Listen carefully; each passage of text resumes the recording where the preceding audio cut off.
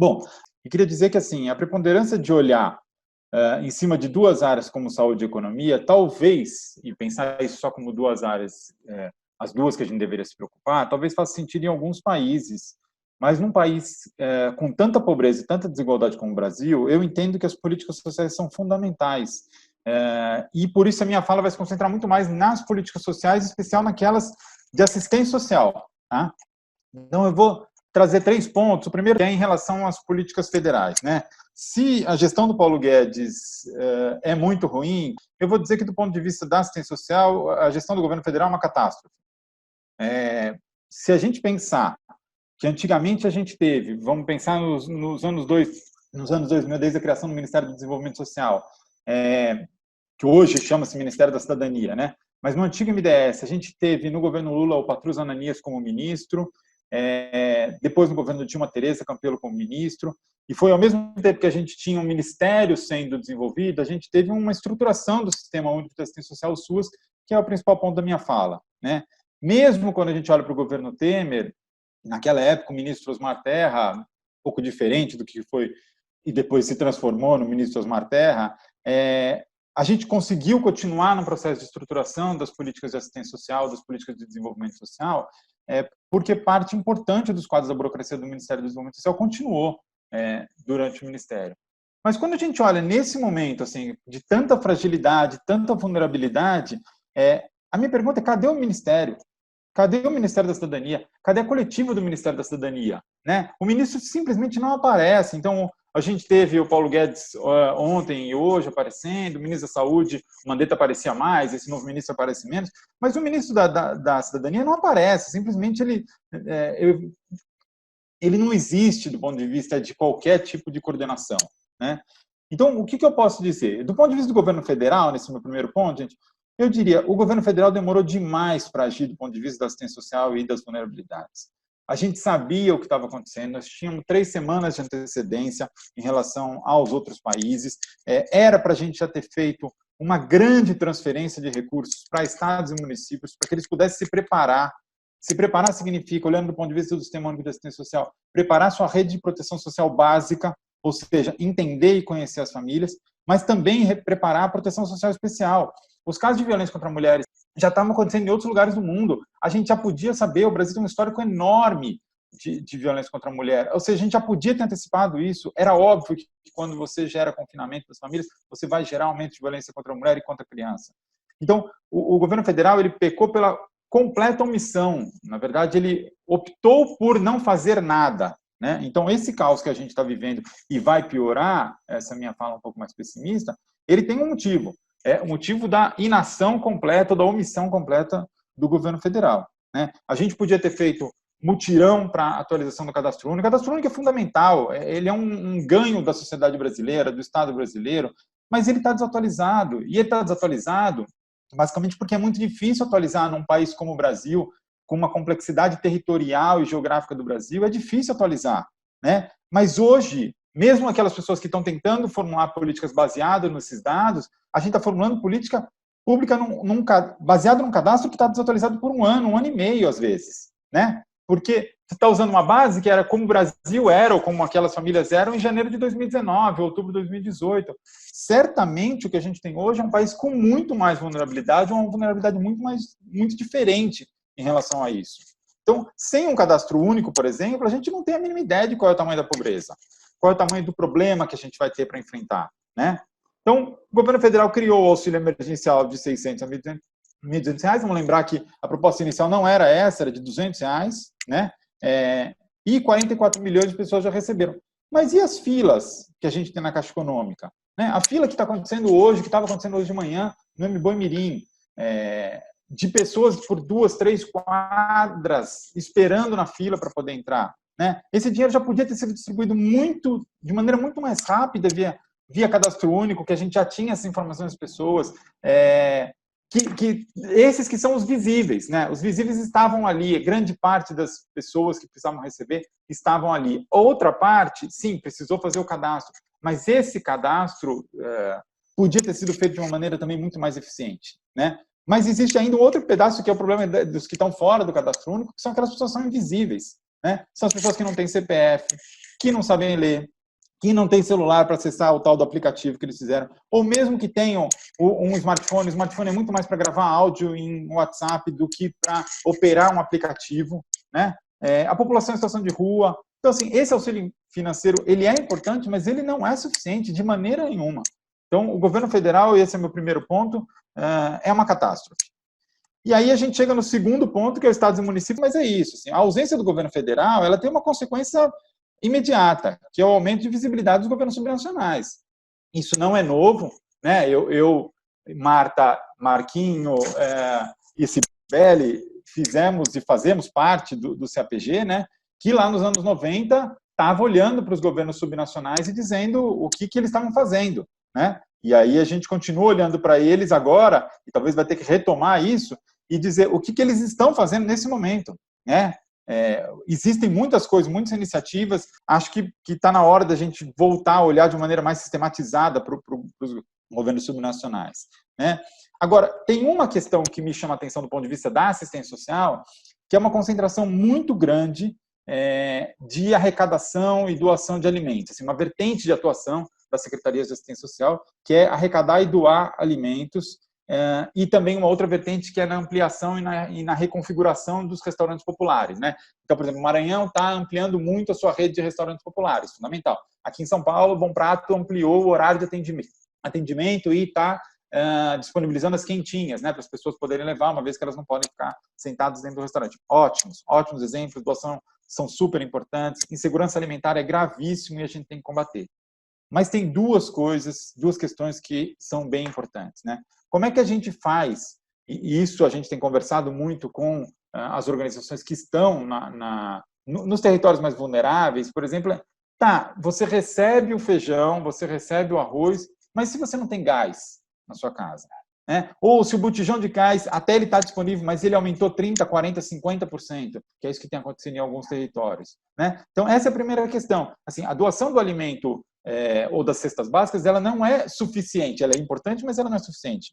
Ela precisa ser acompanhada de uma outra ação, que é uma ação que garanta gás ou que garanta renda, para que as pessoas possam comprar o gás ou possam utilizar para fazer outras compras que também são fundamentais para que você possa se alimentar, né? A segunda questão que eu vejo, e com um pouco de preocupação em relação à atuação das secretarias de assistência social ou de desenvolvimento social nos estados, principalmente, e o que a gente faz com as outras vulnerabilidades? A pobreza é multidimensional. A pobreza não é só uma questão de insuficiência de renda, ela não é uma questão só de alimentação, né? Então, muitas secretarias estaduais e municipais, nos últimos anos, passaram a se chamar Secretarias de Desenvolvimento Social. Elas mudaram o nome, e é um nome mais, vamos dizer assim, atrativo do que assistência social. Mas se a gente for entender o que é desenvolvimento social, ou o que são as políticas sociais, o desenvolvimento social é aquele que a gente vai tentar gerar maior bem-estar para a sociedade. E aí, se a gente pega, por exemplo, a definição do James Mingley, lá, professor de Berkeley, ele vai dizer o que é um bem-estar da sociedade. E quando as necessidades humanas estão atendidas, ok, legal, da alimentação é super importante para isso, mas eu preciso gerenciar os problemas dessas comunidades, gerenciar o problema de violência contra a mulher, eu preciso gerenciar o problema de uso abusivo de drogas, por exemplo, e maximizar oportunidades. Só aí eu posso falar em desenvolvimento social, né? O que tem acontecido nas secretarias de assistência social ou de desenvolvimento social, tanto faz o nome, é que tem sido feito muito pouco além dessa distribuição de alimentos nesse momento, tá? Estão sendo feitas coisas, não tenho dúvida, mas ainda é pouco, porque o que, na minha opinião, seria essencial é a gente priorizar o fortalecimento do SUAS. Então, a gente precisa que o Sistema Único de Assistência Social, que foi implementado graças a uma batalha enorme de uma série de organizações, de uma série de pesquisadores de muito tempo, mas esse sistema precisa ser fortalecido, né? Então, falta recurso humano? Falta recurso financeiro? Falta recurso organizacional? Falta, mas a gente vai ter que botar dinheiro, a gente vai ter que botar dinheiro também no Sistema Único de Assistência Social, não tenho dúvida nenhuma disso. E o meu terceiro ponto tem a ver com as parcerias com a sociedade civil. E eu acho muito interessante mesmo essa onda de solidariedade que o Brasil está vivendo, né? Assim, a gente teve uma série de campanhas de doação de recursos financeiros para áreas de saúde, então hospitais públicos arrecadaram recursos, hospitais universitários arrecadaram recursos, famílias arrecadaram, conseguiram promover e arrecadar alimentos, comunidades conseguiram fazer isso. O volume de recursos, não tem dúvida nenhuma, tanto o recurso financeiro quanto o recurso de mercadoria foi muito grande nesse período. E mostra, para mim, uma mudança momentânea de comportamento de segmentos da sociedade brasileira. Mas eu tenho uma dúvida nesse ponto. Quanto tempo vai durar essa onda de solidariedade? No mundo todo, a gente sabe que pobreza e extrema pobreza são problemas complexos, soluções complexas, né? A pobreza brasileira, especialmente, ela é muito complexa. Você tem alimentação de baixa qualidade, você tem falta de esgotamento sanitário, você tem falta de acesso a água de qualidade, você tem acesso restrito a medicamentos, que são medicamentos que podem combater doenças pré-existentes, né? Esse acesso é muito desigual. E aí, como é que a gente vai lidar com isso? Na minha opinião, não é só na base da solidariedade. A gente vai ter que efetivar a política pública que já deveria ter sido realizada há muito tempo, mas política pública que enfrenta de maneira multidimensional a pobreza e que também reconhece a nossa desigualdade ou as múltiplas faces que a gente tem na nossa desigualdade. Então, de gênero, de raça, desigualdade etária e assim por diante. Então, na minha opinião, os governos estaduais, o governo federal é uma negação. O governo estadual e municipal estão fazendo coisas, mas eu acho que precisa ser feito mais, precisa ser feito de outra forma, precisa fortalecer o Sistema Único de Assistência Social, porque o Sistema Único de Assistência Social é o que permite um SUAS funcionando, é o que vai permitir que a gente lide com a complexidade, que é a complexidade inerente às discussões sobre pobreza e sobre desigualdade, né? Agora eu vou falar um pouquinho sobre o futuro. De novo, eu acho que ele é extremamente preocupante. Na minha opinião, eu acho que a gente vai passar por 3 grandes ondas de exclusão social. Eu sei que os epidemiologistas têm falado em ondas também, do ponto de vista de contágio, mas eu estou pensando aqui em 3 ondas de exclusão social. A primeira, eu acho que é essa que a gente enfrentou agora em abril, e que afetou principalmente aqueles que já estavam excluídos, seja uma exclusão total, seja uma exclusão parcial, né? As doações que as pessoas receberam, o auxílio emergencial para quem conseguiu, né? Para quem conseguiu superar todos os problemas, eu acho que está ajudando a enfrentar essa primeira onda. Mas eu acho que a gente vai ter uma segunda onda de exclusão social que vai vir em meados de maio e junho, se nada for feito, né? Por quê? Porque em maio e junho, várias das pessoas que ainda tinham posto de trabalho ou que tinham alguma reserva financeira passam pelo estado de exclusão, né? Aí eu vou colocar, por exemplo, quem trabalha com serviço doméstico, porque às vezes muitas famílias optaram por não pagar para as suas empregadas domésticas, serviços domésticos, né? Mesmo assim, as pessoas podiam ter ainda uma reserva. Muito difícil, mas eventualmente acontece, né? Mas agora não vai ter mais, porque essa reserva já foi queimada, né? Do ponto de vista do trabalhador doméstico. Os salões de cabeleireiro na periferia, as cuidadoras de criança nas periferias de cidade. Tem um monte de vínculo super frágil nesse mercado de trabalho que a gente não sabe se e quando, que é mais importante, vão ser restabelecidos, né?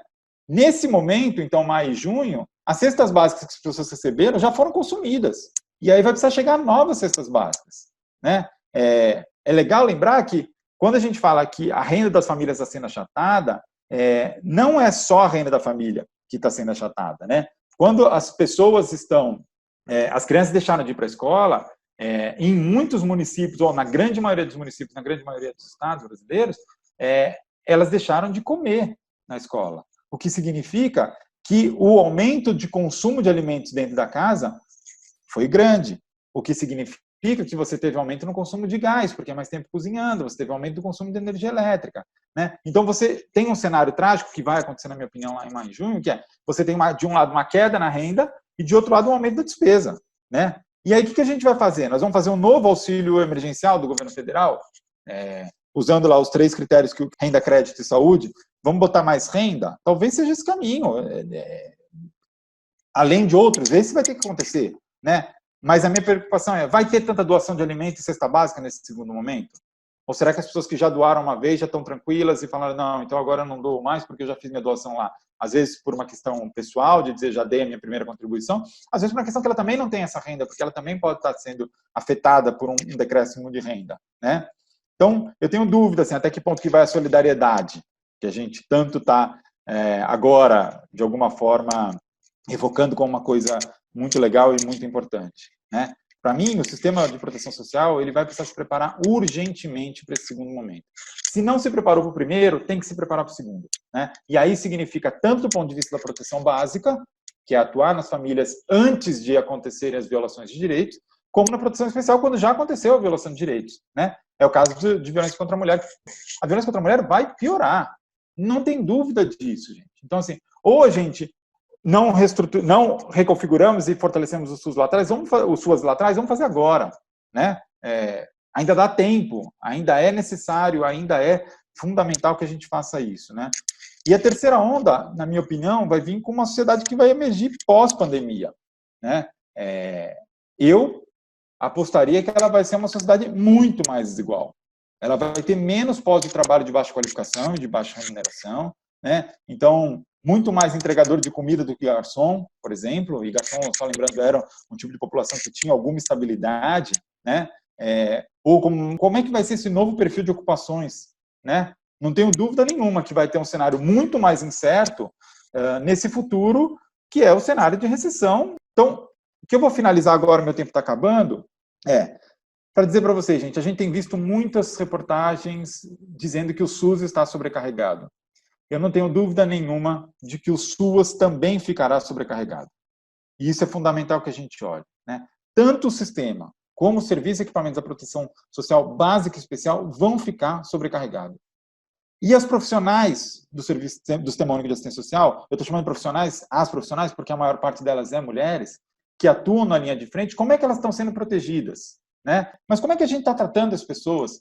As pessoas elas estão absolutamente expostas nesse momento à contaminação. Então, em maio e junho, provavelmente as pessoas, infelizmente, muitas delas vão estar afastadas do trabalho, em função da contaminação que elas tiveram nesse momento, né? Então, como é que a gente vai ter essas equipes? A gente precisa criar condições de trabalho urgentemente. Tem que botar dinheiro nas secretarias de assistência social estaduais e municipais para que compre EPIs, por exemplo, para esses profissionais poderem trabalhar, né? E depois a gente precisa descobrir e redescobrir quem são as famílias e quais são essas novas condições de vulnerabilidade. De novo, o cadastro único vai precisar ser atualizado de uma maneira massiva no Brasil, para a gente poder entender o que é e inserir pessoas que não tinham perfil cadastro único antes, agora eles vão passar a ter perfil cadastro único pós-pandemia, né? Nesse sentido, e aí pegando uma experiência internacional, eu gosto muito do trabalho que tem sido feito pelo pessoal de Stanford, do Centro de Estudos de Pobreza e Desigualdade da Universidade de Stanford, junto com o pessoal da Johns Hopkins, que chama American Voices, o projeto American Voices. Em setembro de 2017, eu tive conversando com o professor David Gursky, que é o coordenador do programa, e o que ele me disse me marcou muito, porque ele estava falando, claro, do contexto dos Estados Unidos, que na verdade, o que eles estão fazendo é um censo qualitativo sobre pobreza nos Estados Unidos, e ele me disse, Fernando, a gente formula político para os pobres sem saber quem são esses pobres. Então, historicamente, os Estados Unidos fez isso. No Brasil, a gente precisa formular política pública sabendo quem são essas pessoas, política pública de enfrentamento à pobreza, sabendo quem são extremamente pobres, quem são os pobres, né? Então, como é que a gente vai fazer? Primeiro passo, a gente precisa saber quem são essas pessoas, né? A gente só sabe hoje o que elas eram há algum tempo atrás, mas a gente precisa saber o que é hoje nesse momento de pandemia. Depois, na minha opinião, a gente precisa colocar efetivamente de pé e com muito mais recursos o Sistema Único de Assistência Social. É só via SUAS que a gente vai conseguir criar alguma rede de proteção social que permita que a gente possa pensar em efetivação da cidadania no Brasil.